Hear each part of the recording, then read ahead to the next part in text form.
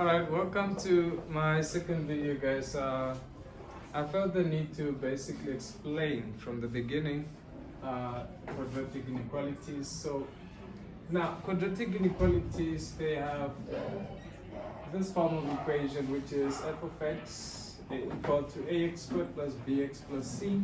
And now the shape of this function is a parabolic function. When a is greater than 0, meaning when it's positive, you have a smiley shape. Now when a is less than 0, you have what? It's a sad face.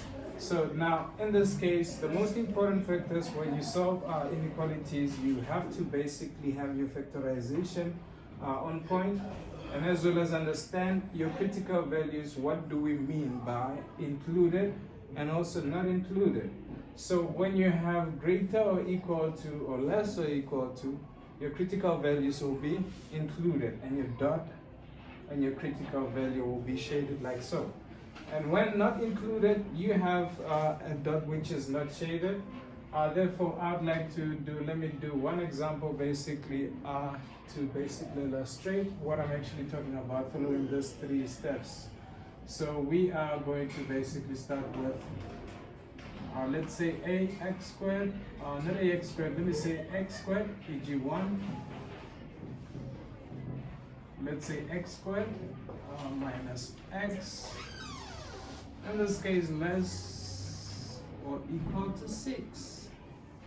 This is the first example I'm going to do. So now please understand that I'll be using the graphical method, meaning I'll draw my graph to represent my solution. I find that easy. I'll also make it easy for you. So the first thing is to get this inequality in the form ax squared plus bx plus c. So it simply means we have to transpose the 6 first, and we'll be having x squared minus x minus 6 less or equal to 0. And now the first thing you have to do after you've put it in standard form, you have to first calculate your critical values. So critical values you have to show by notating CV to show that you are calculating your critical values. So the first thing is to factorize the expression. So meaning your factorization of quadratic polynomials has to be on point. So you'll be having x minus, in this case, let me show you how we get here. So you have to look for factors of 6, of which when you add them, they give you what? Minus 1, because the coefficient of x, which is the middle term, is minus 1. So we have 6 times 1. We also have the other multiples of 6 or factors of 6. It's basically going to be 3 times 2. So you choose factors. When you add them, they should give you the middle term. So in this case, it's going to be the middle term, which is negative 1. So therefore, in this case, we have 3 times 2 being the factors which when we add, we get negative 1. Therefore, 3 has to be negative and 2 has to be positive. Indicate by equal to show that you are calculating your critical values.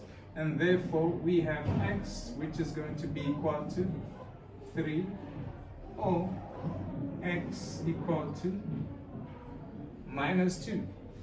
Now to represent your solution, you basically draw your x-axis. Only we are interested in the x values or the solution in terms of x. So that's why we don't draw the y-axis. Now the shape of your function. We have a from the general equation being what? Being the coefficient of x squared. Check the sign of this coefficient of x squared. If it's positive, we said we have a smiley shape. If it's negative, we have a sad shape. So in this case, we have a positive a, so it implies that we are going to be having what? A smiley shape. So draw your smiley shape. Now the confusing part, your roots, meaning your critical values. I said when you have greater or equal to or less or equal to, due to the fact that equal sign is involved, you are going to have your critical values being included, and your critical values should be shaded. Now, in terms of shading the solution or representing your solution on this graph, you basically have to check. You have your inequality being less or equal to, and anything less or equal to 0, it simply implies that it has to be below your x-axis. So now it implies that we are going to shade this portion of our graph. Therefore, we can conclude by saying that our solution will therefore be, this one will be -2, and we also have x equal to 3. So the region that we shaded in this case is between -2 as well as 3. So this is how we write our solution. X, this basically implies that x is between. Now you start with your minimum value, which is -2, and your maximum value 3. Now this would be your solution.